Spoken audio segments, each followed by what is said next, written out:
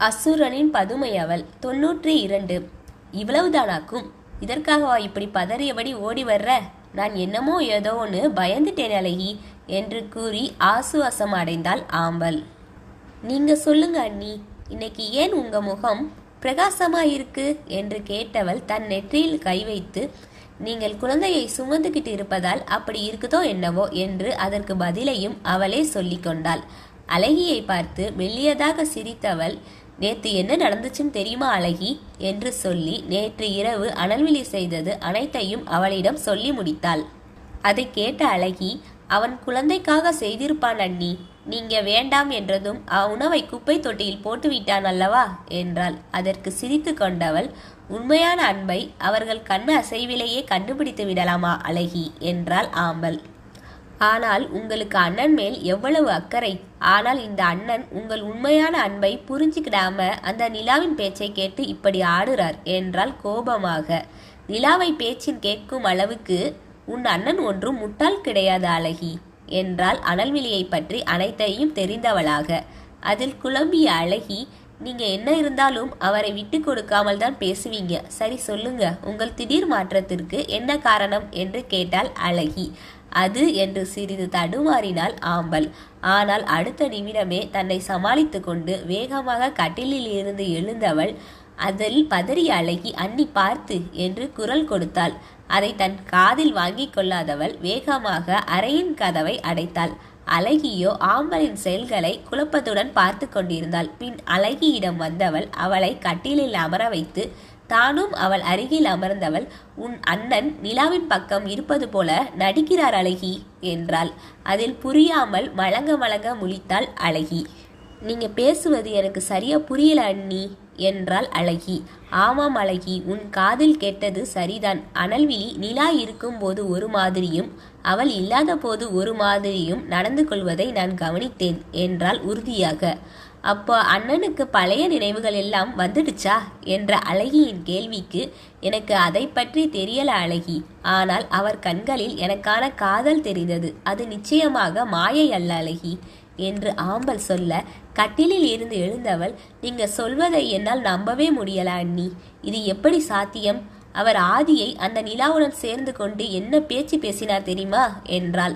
ஆம்பலோ, இன்று காலை நான் உணவை எடுத்துக்கொண்டு அவர் அறைக்கு சென்றேன் என்று அங்கே நடந்ததை அனைத்தையும் அவளிடம் கூறினாள்.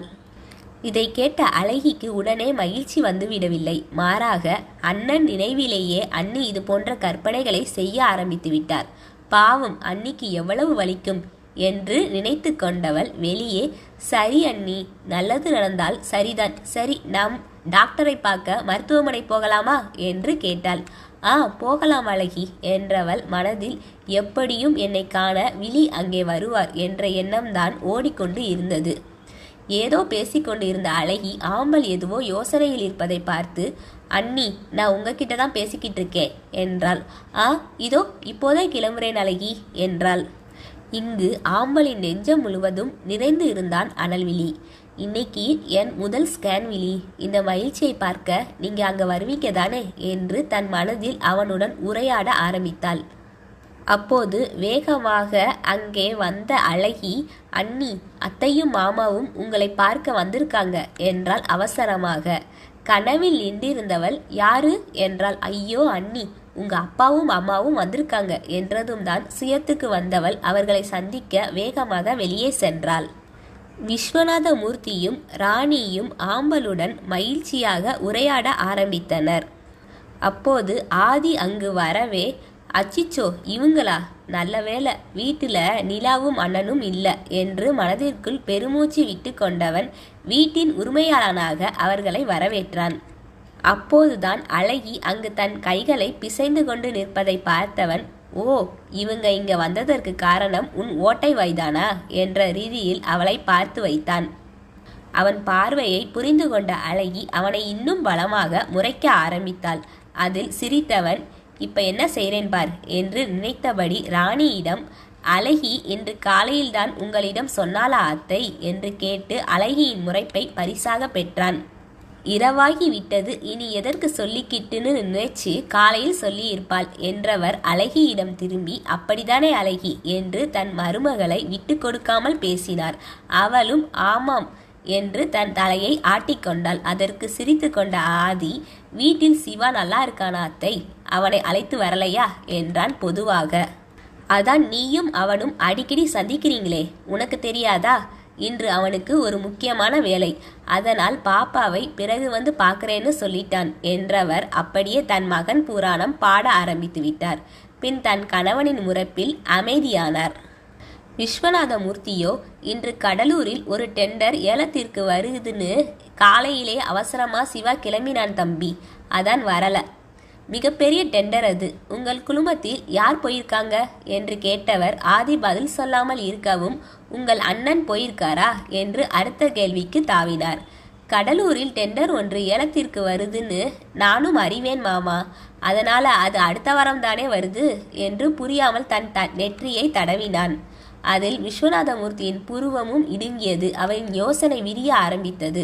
ஆனால் உடனே தன்னை சமாளித்து கொண்டவர், நிலத்தை பார்க்க சென்றிருப்பான், என் காதில் தான் சரியா விழல போல என்று கூறி சமாளித்தார். உடனே ராணியும் அங்கே நின்ற அழகியிடம், இவர் காதிற்கு சரியாக விழவில்லையா அல்லது அவன் சரியா சொல்லலையான்னு தெரியல அழகி, நேற்று ஒரு நாள் தான் நீ வீட்டில் இல்லை, ஆனால் அதற்குள் அவன் ஏதோ போல ஆகிட்டான். அவன் அறைக்குள் கூட யாரையும் அனுமதிப்பதே இல்லை, வீட்டிற்கு வந்தால் எந்நேரமும் அறைக்குள் தான் இருக்கான் என்றார்.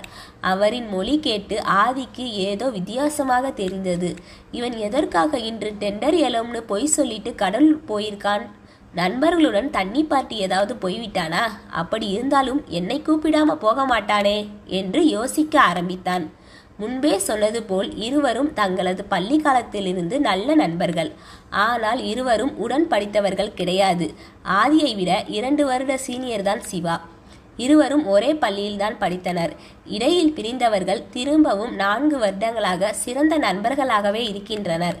பின் இதை அவனிடமே கேட்டுவிடலாம் என்ற நினைப்போடு தன் அறைக்குள் சென்றவன் சிவாவிற்கு அழைத்தான். 2 முறை முழு அழைப்பும் சென்றுவிட்டு நின்றது. அவன் அழைப்பை எடுக்கவே இல்லை.